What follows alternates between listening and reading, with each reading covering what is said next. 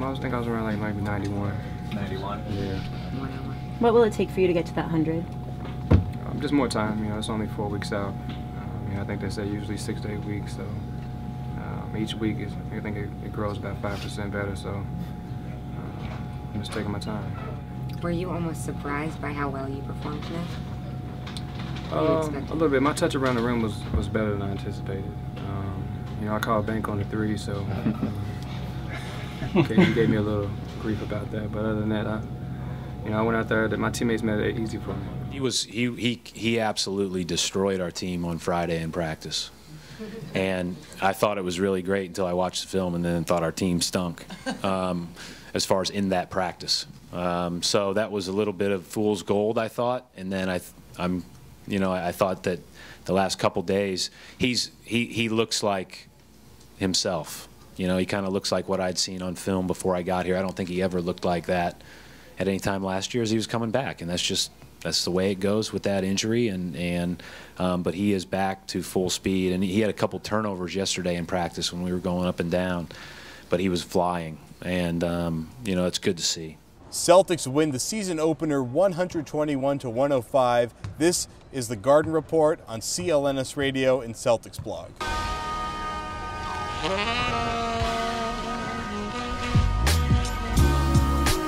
Garden Report, we're back for another regular season. This is our 3rd season now. Julian Edlow of CLNS Radio and WEEI joins me. I am Jared Weiss, Kyle George behind the camera, Sweatbox and Teddy Roxman on the theme song. Let's talk about tonight's game. We heard from Rondo and Stevens off the top, and it was a great return for Rajon Rondo.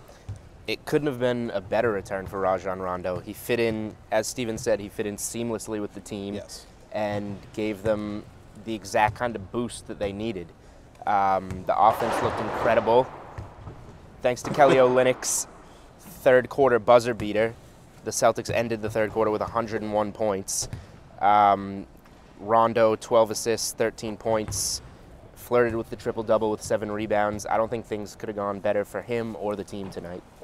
Well, if you notice, you might hear those big pops. We got these new lav mics here to try to get rid of some of that background noise that everybody hates. We'll see how well it works when we hear that in post-production. But let's talk more about Rondo. He looked like his old self. He was explosive, but he was very controlled throughout the game. He's hitting passing lanes. He's gunning balls in there. He's slipping pocket passes. But what I really loved were the easier passes that they were getting, where they were driving to the lane, and you would have a weak side big man kind of flare out a little bit, get that 10-footer, maybe even that corner 3-pointer there, wide open shots, and they were hitting them every single time just about. Yeah, there's no way that you can spin it that you can't like what you saw from the Celtics offense tonight. Unless you like good basketball. Unless you hate good basketball. There you go. I mean, they shot 57% overall. They shot 36% from downtown. The lineups that they put on the floor, there's nobody that can't shoot the 3-ball. So, you have to watch for that at all times. And when somebody gets into the paint, what are you going to do? You can't give up a layup, so you have to play off of 3-point shooters. You're going to get a lot of those open looks. And, they shot 8 for 22, which actually was percentage-wise worse than the Nets. But I thought their 3-point shooting was pretty good tonight. Yeah, they really... I mean, percentage-wise, you're splitting hairs with it. The Nets shot 7 for 19 from downtown. So, I mean, they were relatively even there. But just the quality of the shots that the Celtics seem to be getting, you just kind of have to use the eye test there and watch the game, and you'll know that the Celtics played significantly better on the offensive end, especially through the first 3 quarters. I mean, they scored 30-plus points in the first 3 quarters, which was shocking considering that while their offense looked good against some very mediocre teams before the season started, you just weren't expecting their offense to shoot so well and to be ran so efficiently in their first game, even if it is against the Nets, who, frankly, are just a shell of what they were last year. The Nets certainly didn't have their best night, but still, you got to like what you see. Okay, well, KG came back, and that was weird. It was just weird, really. I mean, it was tough for him. Gino Time came on, and he had to deal with that. Gino was awkward. It was pretty awkward. But, I mean, what do you think of just seeing KG in his 20th season now, still hitting those 20-footers? He's never going to lose that. I mean, when when we talked to KG after the game, he kind of admitted that it was hard for him to focus, and you know, it's always special for him to be back in Boston.